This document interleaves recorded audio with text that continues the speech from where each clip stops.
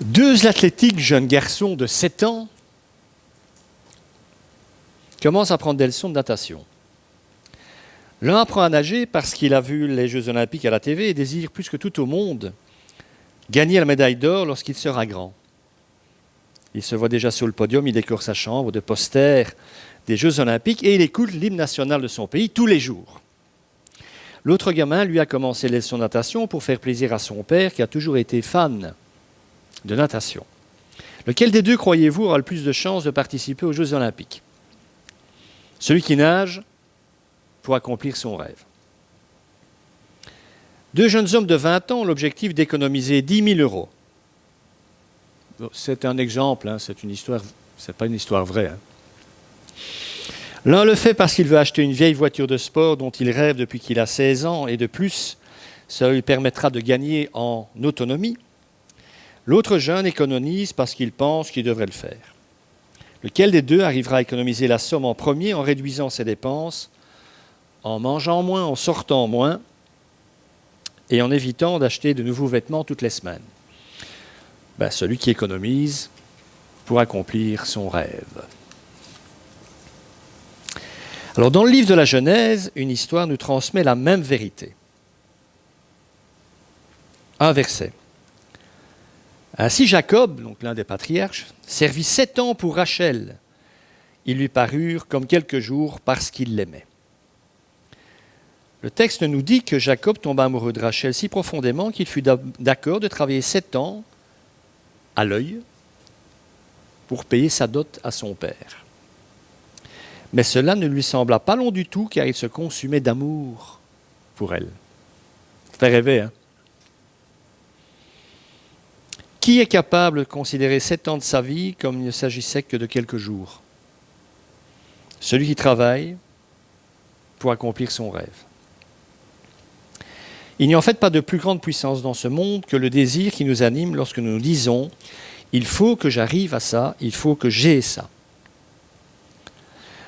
Lorsque Jésus parle de la vie avec Dieu, je pense qu'on n'est plus trop conscient de cette dimension, eh bien, chaque fois qu'il parle de la vie avec Dieu, il le fait au travers d'histoires mettant en scène ce fameux désir, ce fameux « il faut que je l'ai ». Il a par exemple parlé d'un homme qui découvre un trésor dans son champ, ou dans un champ plutôt, et qui joyeusement va vendre tout ce qu'il a pour acheter le champ en question parce qu'il sait que le trésor s'y trouve. Parce qu'il faut qu'il ait ce trésor. Ou encore, Jésus a parlé d'un marchand qui trouve une perle dont il a rêvé et qui vend toutes les autres pour se payer celle-là. Alors parfois, en écoutant Jésus, des hommes ont vu ce fameux désir s'éveiller en eux. Ils ont vu Jésus vivre sa vie. Ils ont été attirés à lui par la paix qu'il dégageait, par son courage, par son amour, par sa sagesse. Et tôt ou tard, cette pensée leur est venue, je dois avoir ce qu'il a. Je veux être comme lui. Alors peut-être avez-vous déjà cette passion. Et si c'est le cas, bouchez-vous les oreilles ou allez faire un tour ou faites dodo. Ce que je vais dire ne vous concerne pas. Mais il me semble quand même que très souvent, trop souvent, on nous dit que nous devrions désirer Dieu au-dessus de toute chose, sans nous dire comment faire. C'est un très beau chant qu'on vient de chanter, hein, c'est vrai. Hein? Ou comme c'est en fait tiré du psaume 73, si je m'abuse. Je n'ai que toi au ciel, Seigneur, et je ne désire rien d'autre que toi sur la terre. Je ne suis pas certain que nous désirions que Dieu sur la terre, mais ce n'est pas un problème, et on va voir pourquoi.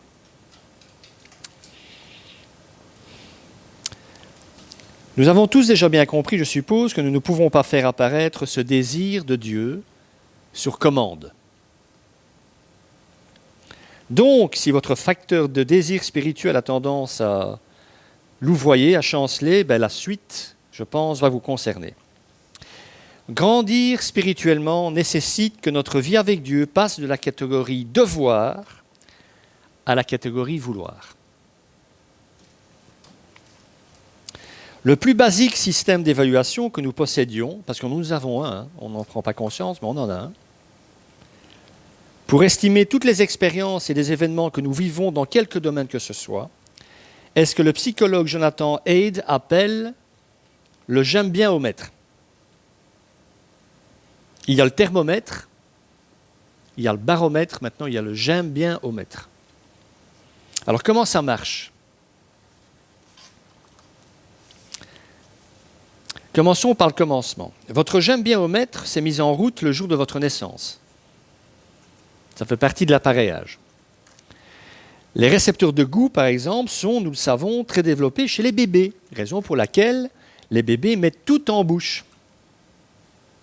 Si vous avez 16 ou 17 ou 20 ou 30 ou 50 ans et que vous continuez à mettre tout en bouche, il faut commencer à consulter, bien entendu.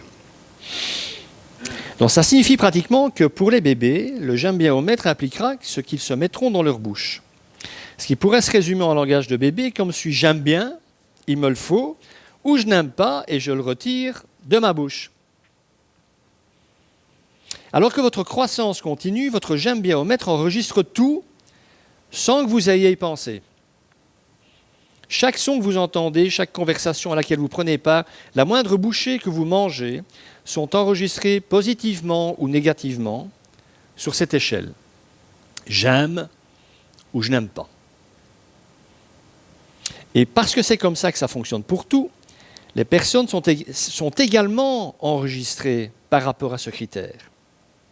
Il faut souvent une simple rencontre, une brève conversation avec quelqu'un pour que vous le placiez sur une échelle de « j'aime pas du tout ce gars ou cette personne et je l'aime bien ou je l'aime beaucoup ». Donc certaines personnes vont être enregistrées négativement sur cette échelle d'appréciation qui est la vôtre. Ce dont nous devons prendre conscience, c'est que cela ne s'arrête jamais et que cela concerne tout et tout le monde en permanence. C'est pourquoi il est une pensée, une question à laquelle vous allez tôt ou tard devoir faire face en tant que chrétien le plus honnêtement possible. Et je sais que c'est une question difficile et peut-être n'avez-vous jamais osé vous la poser. Eh bien, il faut commencer. Et cette question est toute simple. Est-ce que vous aimez, je ne vais même pas dire est-ce que vous aimez Dieu, est-ce que vous aimez bien Dieu? Où le placez-vous sur votre échelle? Mais vraiment, honnêtement. Pas dans le style je dois l'aimer donc je le mets là. Non, non, ça c'est je dois l'aimer. Mais où placez-vous véritablement votre rapport à Dieu? Parce que je pense qu'à un moment, il faut être pragmatique. Il faut devenir lucide. Si je n'apprécie pas plus que ça être avec Dieu, je ne passerai tout simplement pas beaucoup de temps avec lui. Parce qu'on ne fréquente par choix, par désir, que les gens que l'on aime bien.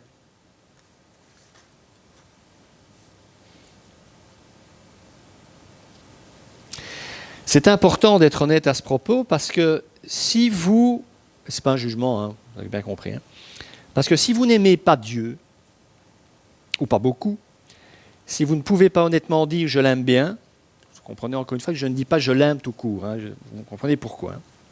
Ce serait peut-être un peu trop, comment dirais-je, excessif. Donc si vous ne pouvez pas vous dire honnêtement « je l'aime bien », il est totalement inutile d'essayer de le tromper en faisant semblant déjà, parce que lui sait. Et depuis que l'Église existe, et ça il faut en prendre conscience, on a beaucoup parlé de discipline spirituelle, etc.,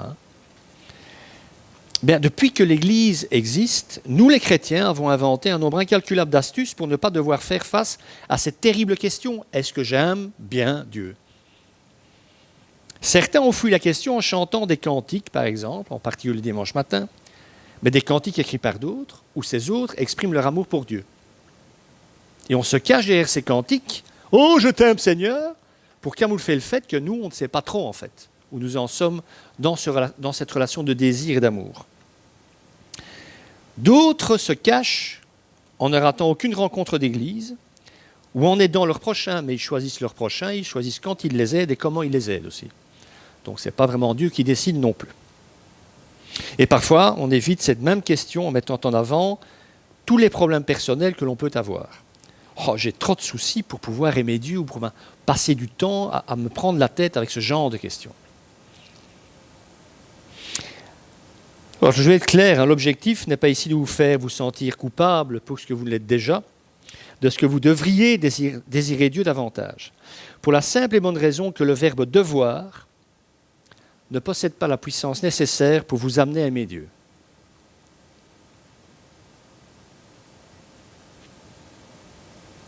Devoir est une sorte de moteur auxiliaire ou de groupe de secours.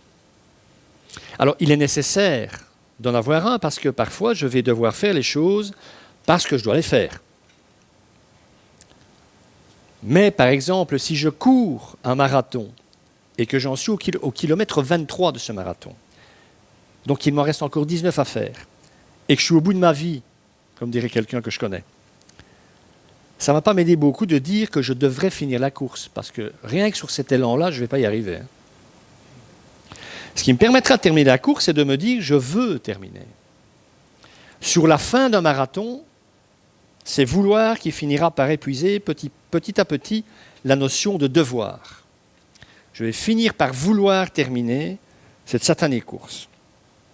C'est la même chose dans la vie du disciple. Celle-ci ne consiste pas à vivre ma vie en faisant ce que je devrais faire, plutôt que de faire ce que je veux faire. Parce que cette vie-là, je dois le faire, donc je le fais, ce n'est pas une vie de disciple, mes amis, c'est une vie de fonctionnaire.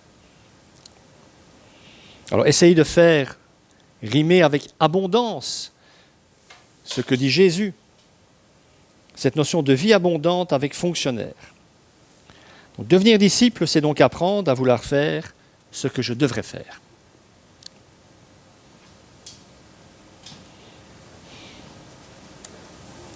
Ce que Jésus veut nous faire comprendre au travers des paraboles, parlant du royaume de Dieu et du désir qu'il suscite, comme dans celle du trésor enfoui dont je parlais tout à l'heure, c'est que lorsque les gens viennent à comprendre à quel point Dieu est bon, à quel point Dieu les aime, ils en arrivent à le vouloir lui, comme Asaph, l'auteur du psaume 73, « Je n'ai rien d'autre au ciel et je ne désire rien d'autre que toi sur la terre ». Ils ne l'aiment pas seulement, ils le désirent aussi. On peut présenter les choses de la manière suivante.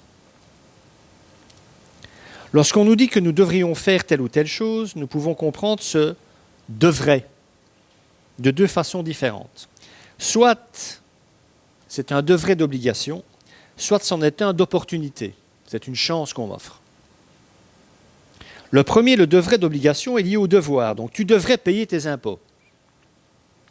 Tu devrais garder ton chien en laisse.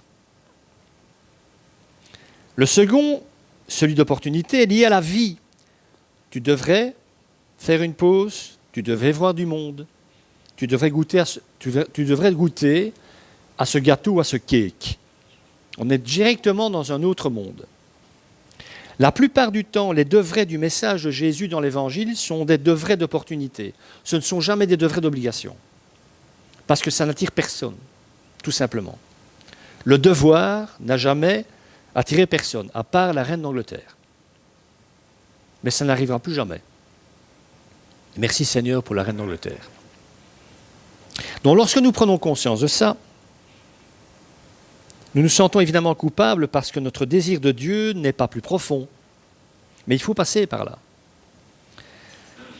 Mais nous ne pouvons pas nous forcer à désirer Dieu davantage en nous disant que nous devrions le désirer plus, que nous devrions l'aimer plus.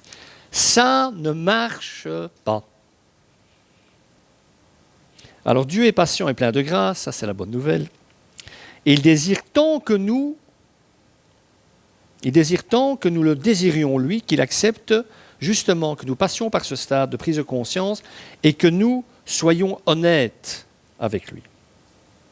Il y a d'immenses hommes de Dieu des premiers siècles, par exemple, de l'histoire chrétienne, on a leurs prières, qui ont écrit, des gens qui ont une réflexion théologique, qui ont une connaissance incroyable, et qui témoignent à travers leurs prières le fait qu'ils n'ont pas de désir pour Dieu, que leur cœur ressemble à un caillou, que quand ils demandent pardon à Dieu, ils ont l'impression de réciter le bottin de téléphone.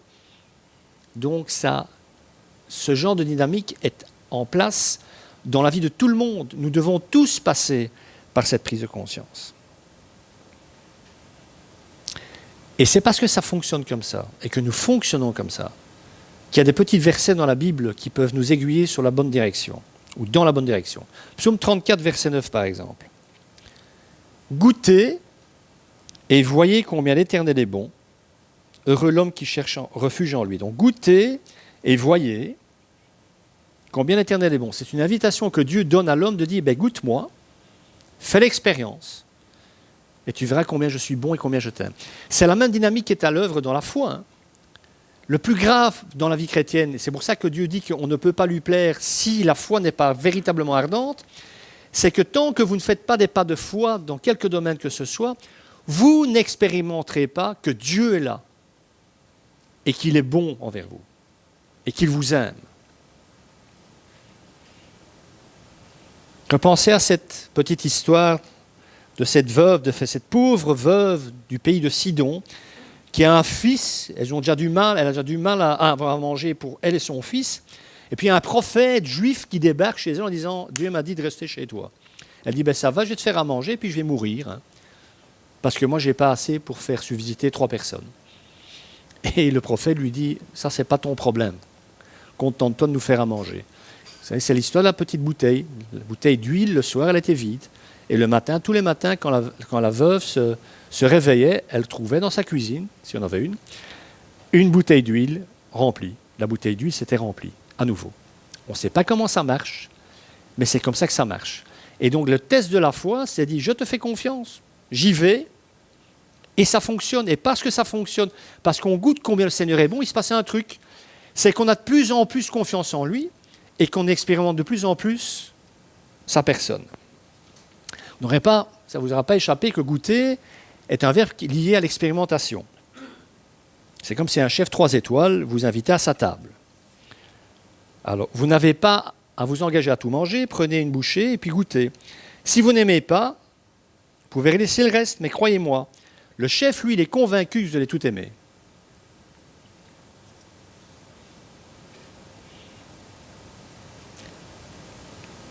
Il y a une question par rapport à ce verset de ce psaume que moi je me suis posé. Ai-je déjà goûté à la bonté de Dieu ?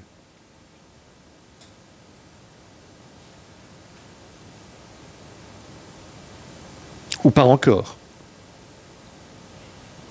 C'est peut-être pour ça qu'on est tellement fatigué spirituellement aussi. Hein ? Parce que si on essaie de marcher sur nos forces et qu'on ne goûte à aucune des promesses de Dieu, la route va être longue. Hein ? Peut-être ne nous a-t-on jamais expliqué comment on peut faire pour goûter que Dieu est bon. On ne nous a jamais expliqué, donc on ne sait pas comment faire. Ce que nous avons tous compris par contre, ce que la vie nous a appris, c'est que si nous ne goûtons pas, nous allons être quand même relativement malheureux. C'est valable au niveau culinaire comme c'est valable au niveau spirituel. Alors, si vous faites partie de ceux qui aiment tout en termes de cuisine et sont énervés par ceux qui n'aiment rien ou ne veulent rien goûter, transposez-vous sur le plan spirituel et demandez-vous si sur ce plan-là, vous ne faites pas partie des pénibles qui n'aiment rien et qui ne veulent jamais rien goûter.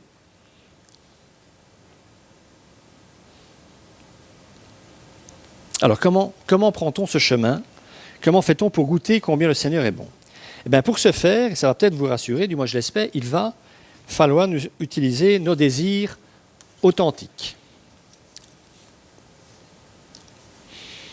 Parce que je ne sais pas si vous savez, Dieu vous a créé avec des désirs et il désire que vous le désiriez par-dessus toute autre chose. Vous êtes-vous déjà posé la question de savoir pourquoi Dieu nous aurait créés avec tant de désirs naturels en nous, si c'était pour exiger de nous qu'en fait nous ne désirions rien d'autre que lui.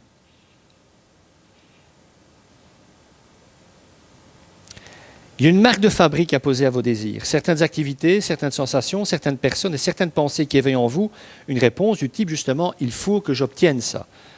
Et ce que moi je désirerais, ça ne va pas être la même chose que ce que Geoffrey va désirer ou Catherine ou peu importe. L'écrivain Lewis Smedes l'exprime comme suit. Dieu est si grand qu'il n'a pas besoin d'être notre seule joie. Il existe une joie terrestre, une joie extérieure comme une joie intérieure. La joie de danser comme celle de s'agenouiller, la joie de jouer comme la joie de prier. Lorsque quelqu'un profite pleinement de ce que Dieu a créé, le cœur de Père de notre Seigneur s'en réjouit, parce que c'est pour ça qu'il a créé. Pourtant, je pense que de nombreuses personnes se disent encore, si je veux être spirituel, je dois éviter le péché, ça c'est sûr. Et le meilleur moyen de l'éviter, c'est de supprimer le désir. Si je n'ai plus de désir sexuel, de désir pour l'argent, pour la nourriture, pour le succès, je serai vraiment spirituel parce que je ne pécherai plus. Je ne suis pas sûr que ça marche, vraiment pas. Mais le pire, c'est que dans ce cas, si vous mettez ça en route, vous tentez de vivre ça, ça s'appelle des ascètes, vous allez cesser d'être humain. Et je ne pense pas véritablement que ce soit la pensée de Dieu. Une dalle de béton n'a pas à se soucier des mauvaises herbes, forcément. Mais ce qui est encore plus vrai, c'est que la dalle de béton ne deviendra jamais un jardin non plus. Être un jardin, ça comporte des risques. C'est les mauvaises herbes, mais c'est un risque qu'il faut prendre. Donc il ne faut pas faire tuer en nous tout désir, refuser en nous tout désir sous prétexte que mon désir risque parfois d'être mal orienté. Il faut apprendre à réorienter son désir. Parce que lorsqu'il n'est pas corrompu par le péché, le désir est quelque chose de fabuleux. Fabuleux parce qu'il fait partie du plan de Dieu. Dieu est un Dieu créateur de désir, de satisfaction. Il a créé les oiseaux, par exemple, avec l'impulsion de voler. Je ne suis pas un oiseau, je ne suis pas ornithologue, mais je ne pense pas que beaucoup de parents oiseaux disent à leurs oisillons « dégage du nid, mais non, c'est bon, on a le compte. » quoi. À un moment, il y a une incitation à voler parce que le fait de voler est inscrit profondément dans les gènes de l'oiseau. À un moment, cette évidence à se faire jour. Les dauphins nagent. Vous savez pourquoi ils nagent, les dauphins? Parce que Dieu a fait d'eux des animaux marins. Waouh, quelle révélation, hein! Je sais bien, les évolutionnistes diraient encore aujourd'hui qu'un dauphin, en regardant un oiseau dans un, pourrait dire oh, « moi j'ai envie qu'il me pousse des ailes parce que j'ai envie de faire l'expérience de voler et que du coup les petites ailes vont pousser. » Moi j'ai un doute avec ça, vraiment. Tout ça est inscrit en eux. Alors quittons les animaux et revenons à nous. Un exemple biblique. Comment Adam, notre ancêtre, le premier homme, a-t-il su qu'il était supposé devenir une seule chair avec Ève? Rappelez-vous, Genèse 2,24. L'homme quittera son père et sa mère, s'attachera à sa femme et les deux deviendront une seule chair. Alors, je rappelle que devenir une seule chair est un euphémisme pour parler des relations sexuelles. D'accord? Pensez-vous vraiment que Dieu ait laissé une liste de choses à faire à Adam du style « Adam, d'abord, tu donnes un nom aux animaux, ok? Après, tu sors les poubelles, et finalement, avant que j'oublie, n'oublie pas de faire une seule chair avec Ève. » Vous pensez vraiment que ça s'est passé comme ça? Bon, il faut que je fasse une seule chair avec Ève, quoi. Je ne pense pas que ce se soit passé comme ça. Je pense que le désir faisait partie de l'équation. Personnellement, je crois qu'Adam a regardé Ève et qu'il a découvert que le désir faisait partie de lui. Alors, nous sommes ici avant la chute. Autrement dit, d'où venait ce désir? Ce désir venait de Dieu.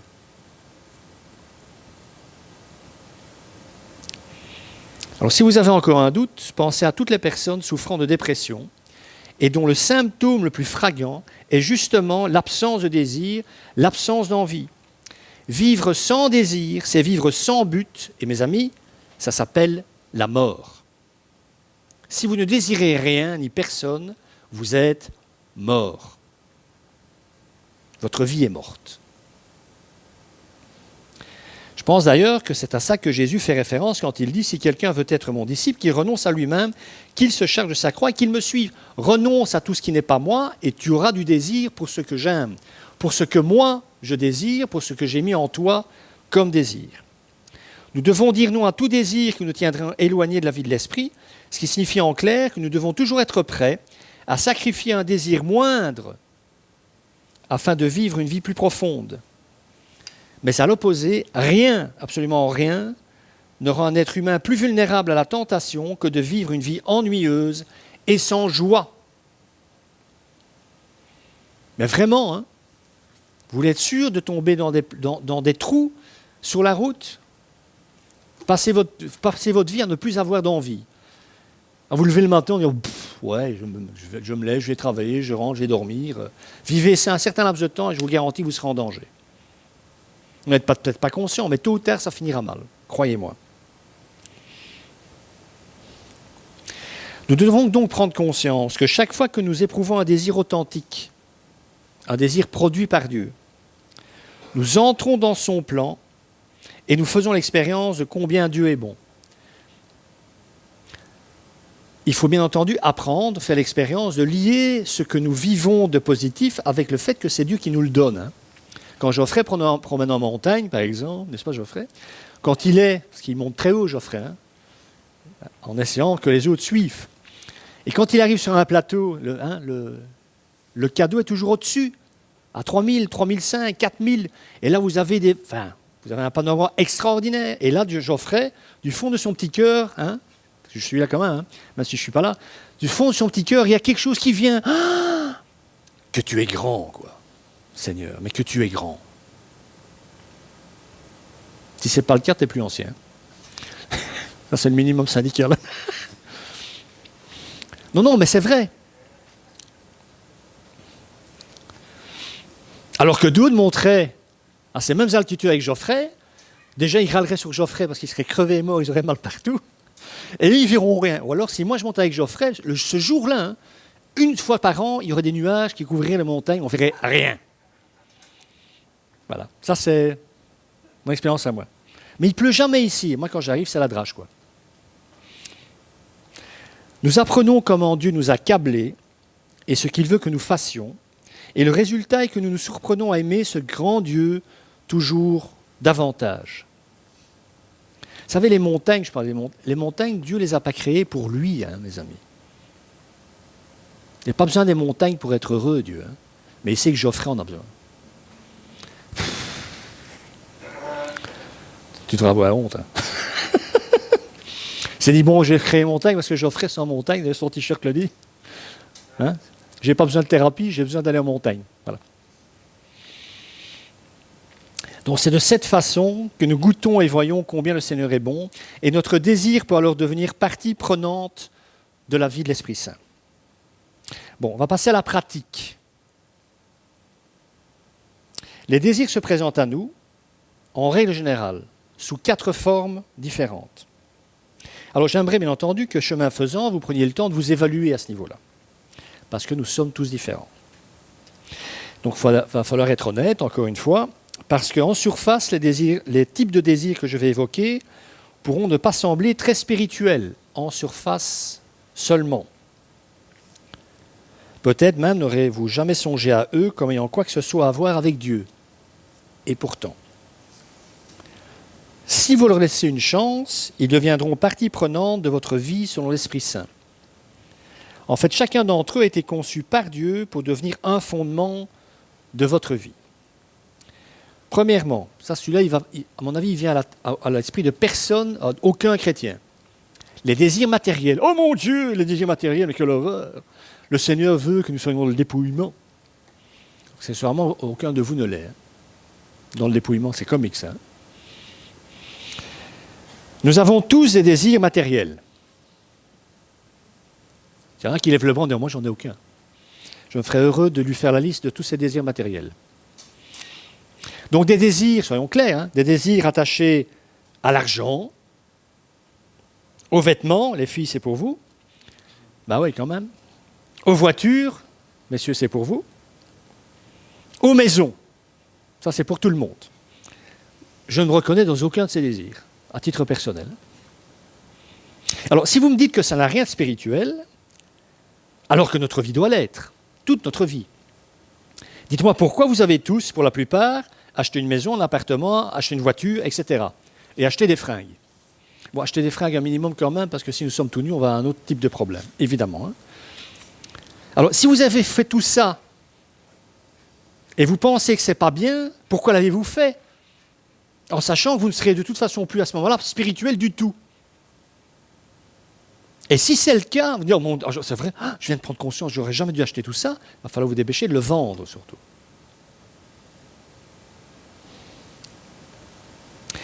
Même si nous parvenions à nous débarrasser de tout péché, nous aurions encore des désirs envers les choses matérielles. Et vous savez pourquoi ? Tout simplement parce que c'est Dieu qui les a créés. Pourquoi croyez-vous qu'il a créé le monde et la création autour de vous sans créer les désirs ? Il a créé ça pour vous, pour moi, pour nous. Tout, absolument tout, dans l'absolu, fait partie de la création de Dieu. Et pour cette raison, tout ça est très bon. Et nous devons désirer ce qui est très bon. Aimez-vous l'argent ? Ne me répondez pas, je sais. Alors je sais que c'est provocateur comme question. Et pourtant, dans le chapitre 16 du livre des Actes, tout le monde situe les Actes ? Oui. C'est comme le livre des Juges. Hein. Ben dans ce livre, on nous parle un moment de Lydie, qui était une femme d'affaires qui travaillait dans le textile. Elle fut la première convertie d'Europe, puisqu'elle habitait la ville de Philippe, en Grèce. Okay ? Elle avait de toute évidence du flair dans les affaires et un goût suffisant, un goût pour les belles choses, ce qui plaisait à l'époque en matière d'étoffes. Elle achetait des étoffes, elle les teintait. C'est joli ça, teinter. Elle teintait les étoffes. Imaginez un seul instant la volonté, la détermination, le désir qui ont dû animer cette femme pour qu'elle réussisse dans les affaires en pleine Antiquité. Une femme, homme d'affaires. C'est fou, hein, quand même. Je sais bien qu'on lit ce texte, on ne pense pas à ça, mais pourtant, ça en fait partie. Elle était en tout cas assez bonne dans ce qu'elle faisait pour posséder sa propre maison. Je ne parle pas du mari de Lydie. Hein. Elle possède sa propre maison, qui est le fruit de son travail. Et celle-ci était assez grande pour devenir partie intégrante de son ministère, puisqu'elle se convertit au travers de la prédication de l'évangile donné par Paul. Et la maison de Lydie va devenir le lieu de rassemblement de la première église d'Europe. Je rebobine à l'envers. Elle n'a pas de désir de réussite. Elle ne réussit pas dans les affaires. Elle n'a pas une thune. Elle n'est pas à l'endroit où Paul peut la rencontrer. Elle ne se convertit pas. Il n'y a pas d'église en Europe. Tout ça, c'est parti de quoi ? Du désir d'une femme qui était douée pour les affaires, de faire des affaires. Après sa conversion, des choses se réorientent différemment, évidemment. Alors repensez à toutes les églises construites au cours des siècles. Notre-Dame de Paris. Ah oui, c'est juste elle a cramé. L'abbaye de Westminster, la chapelle Sixtine, la toute première en Europe, fut la maison de cette femme d'affaires appelée Lydie. C'est incroyable quand même. Non ?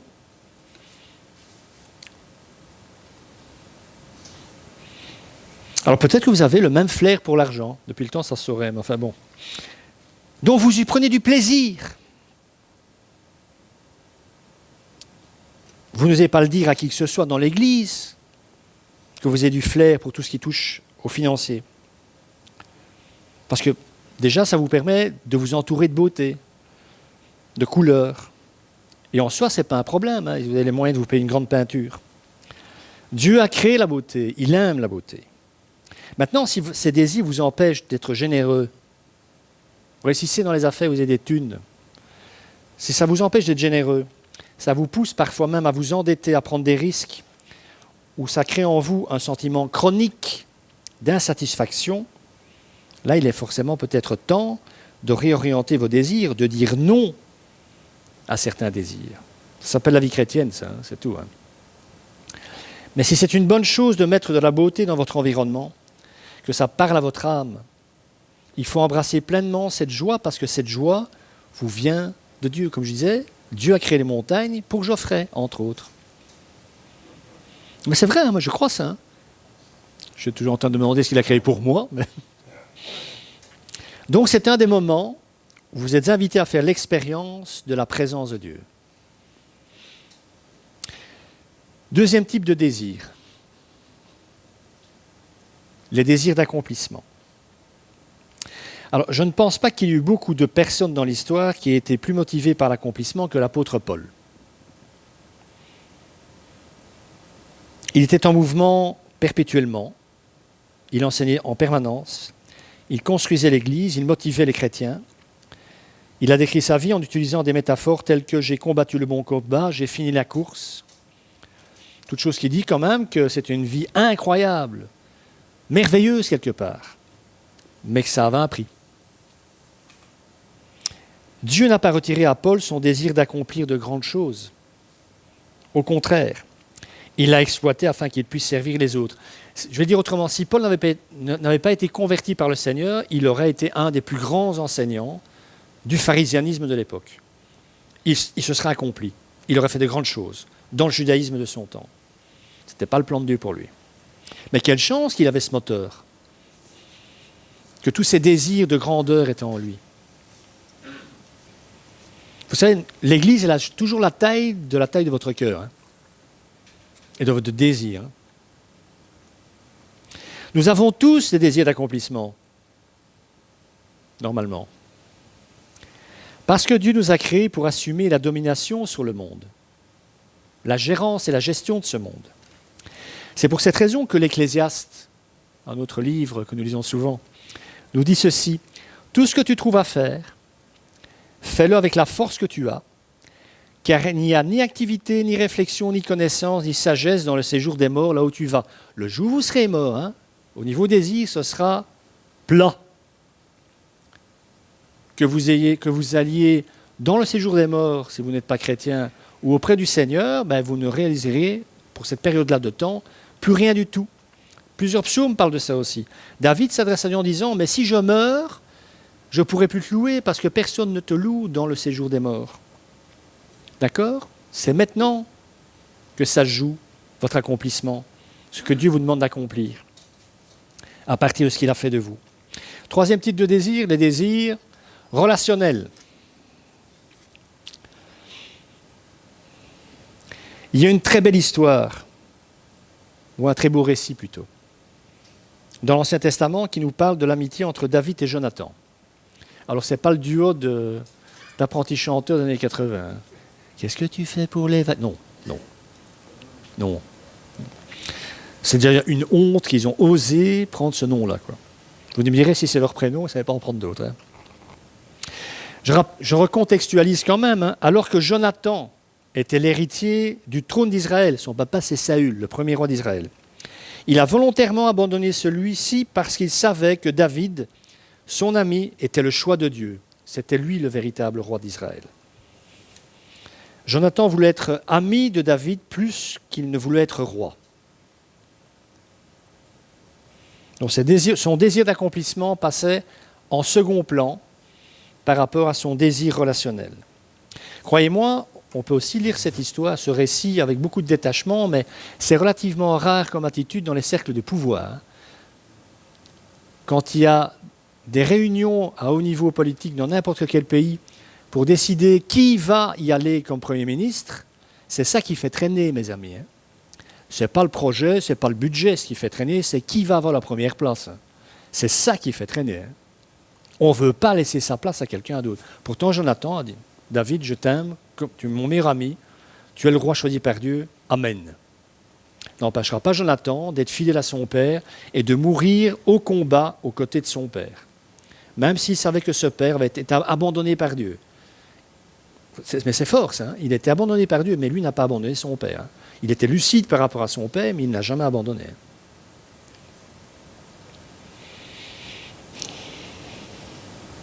Donc ça fait des milliers d'années, 3000 ans à la louche, que ce récit de l'amitié entre David et Jonathan a traversé l'histoire. Et lorsqu'on annoncera à David que Saül est mort et que son ami est mort, relisez ça dans le livre des rois, hein, David aura cette parole extraordinaire: Jonathan, mon ami, tu m'aimais plus, d'un amour plus grand que celui dont on aime les femmes. Mais l'amitié, c'est un sentiment fort. Hein. Nous avons tous des désirs relationnels, mais nous n'y mettons pas assez d'investissement. Certains en mettent beaucoup, certains beaucoup moins, et certains rien du tout. Alors parfois, souvent, ce qu'on entend, c'est « oui, mais j'ai pas trop le temps. Hein ». Ça prouve au moins une chose, c'est que les relations profondes ne tombent pas du ciel. Il faut investir. Jonathan a dû faire tomber un grand nombre de barrières pour devenir l'ami de David. Et il y a de fortes chances que si vous désirez devenir vraiment ami avec quelqu'un, vous deviez faire de même. Et là vient encore une question, je pense, et c'est important de vous la poser régulièrement. Surtout en tant qu'Église, nous sommes le corps de Christ, nous sommes frères et sœurs. Posez-vous la question, au-delà de la réflexion théologique ou de savoir de connaissances bibliques que nous avons, avez-vous un ami? Un véritable ami qui sait tout de vous et à qui vous dites tout. Là, je ne parle pas de connaissances, de copains, je parle d'amis. Et si vous n'en avez pas, demandez-vous pour quelle raison. À mon avis, c'est parce que vous n'investissez pas.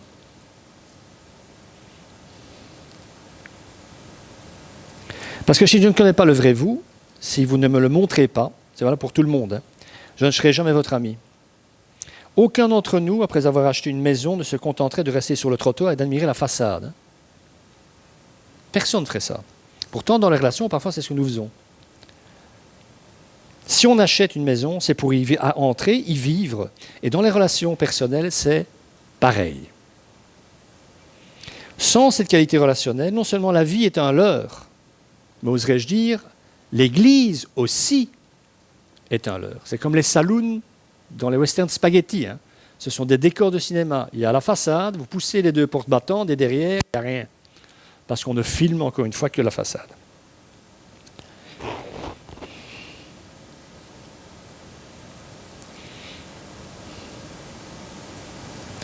Si nous ne voulons pas de relations véritables et profondes, et ça m'est arrivé de discuter de ça avec des gens depuis que je suis dans le ministère, bien sûr,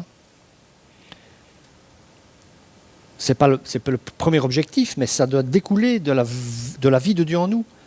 Pourquoi sommes-nous dans l'Église? Qui cherchons-nous? Ça peut être intéressant comme question. Pourquoi? Je suis chrétien, ok, le Seigneur m'a converti, je fais partie d'une Église, mais quelque part, pourquoi est-ce que j'en fais partie?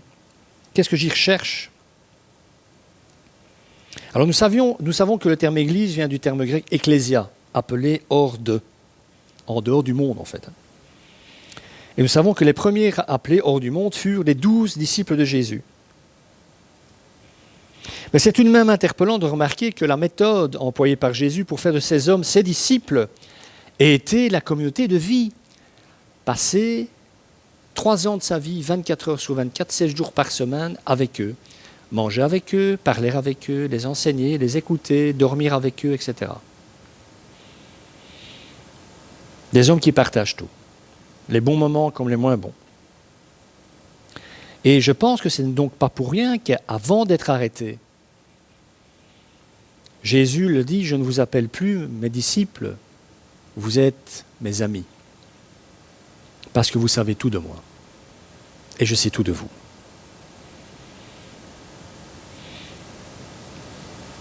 En fait, à qui confierez-vous ce que vous avez de plus cher?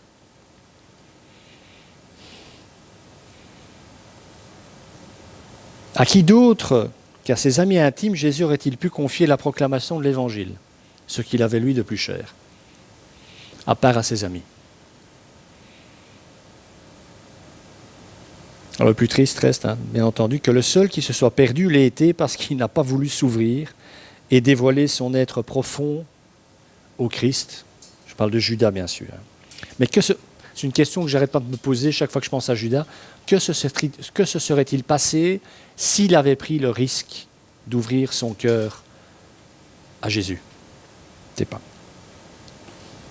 Donc cette capacité d'interagir pleinement avec les autres est un don de Dieu que nous mésestimons pour de très nombreuses raisons. Parce que le désir relationnel est un des plus naturels et des plus ancrés en nous.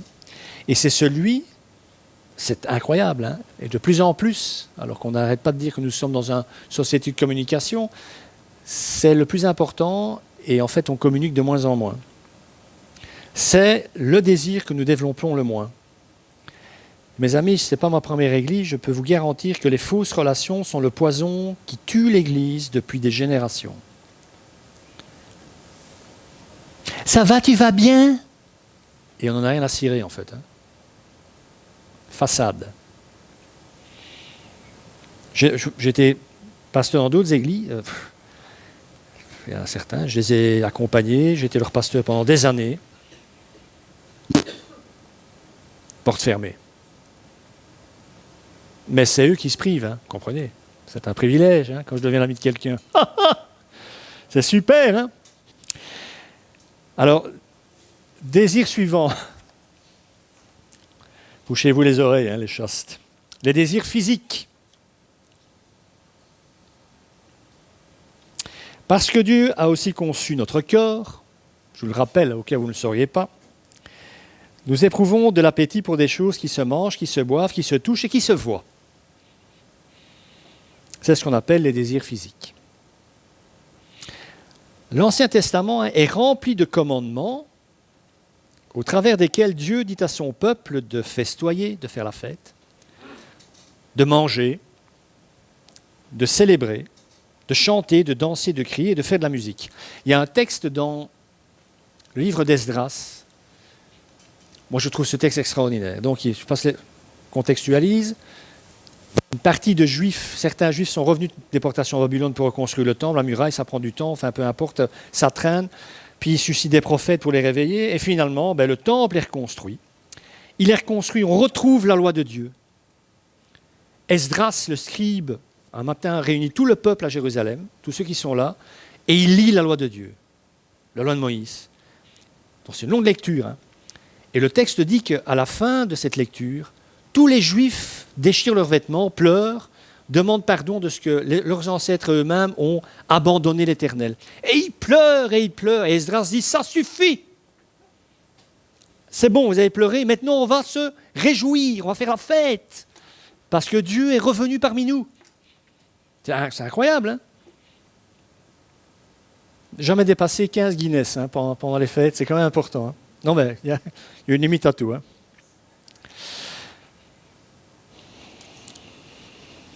Toutes ces choses que je viens d'énumérer, chanter, danser, crier, faire de la musique, toutes ces choses, nous les faisons avec notre corps. Essayez de mettre une guitare sur une chaise et la regarder en essayant qu'elle fasse un accord de sol. Il ne se passera rien. Vous aurez besoin de votre corps pour que cet accord sorte. Ces appétits, ces désirs et ces amusements peuvent donc devenir des moyens de nous rappeler combien le Seigneur est bon. Faites passer un repas, un bon repas avec des amis.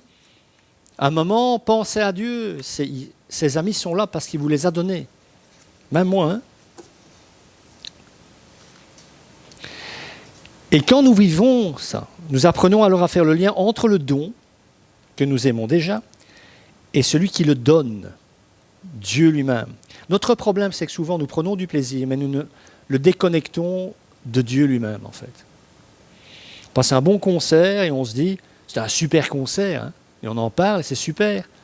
Et pas une seule seconde, on se dit, oui, mais c'est aussi Dieu qui a permis que ce moment soit de qualité. Ça dépend à quel concert vous allez, évidemment.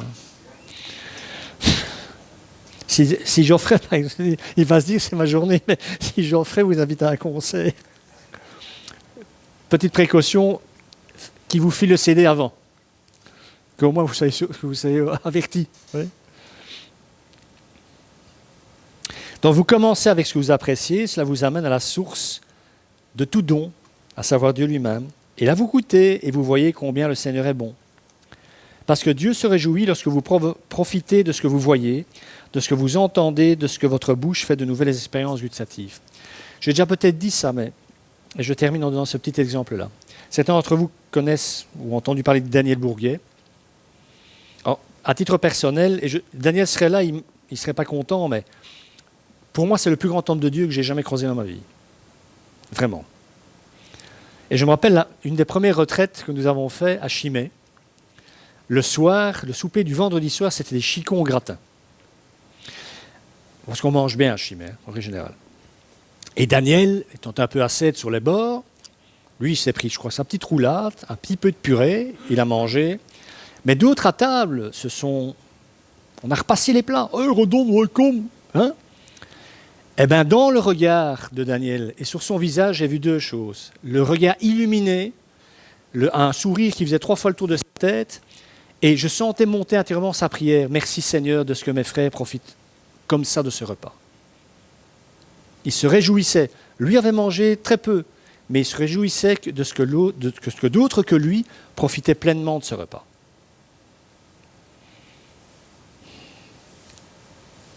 Donc Dieu se réjouit lorsque vous profitez de ce que vous voyez, de ce que vous entendez, de ce que votre bouche fait de nouvelles expériences gustatives.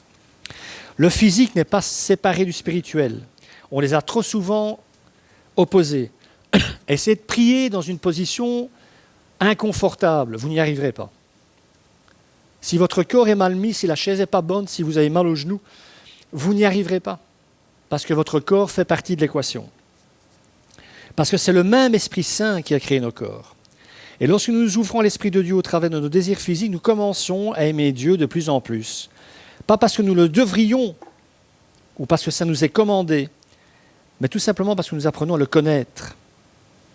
Et nous ne pouvons plus nous empêcher de lui dire merci. Donc ce petit verset du psaume que nous avons lu, goûtez et voyez combien le Seigneur est bon, ça devrait être notre devise à tous en tant que chrétiens.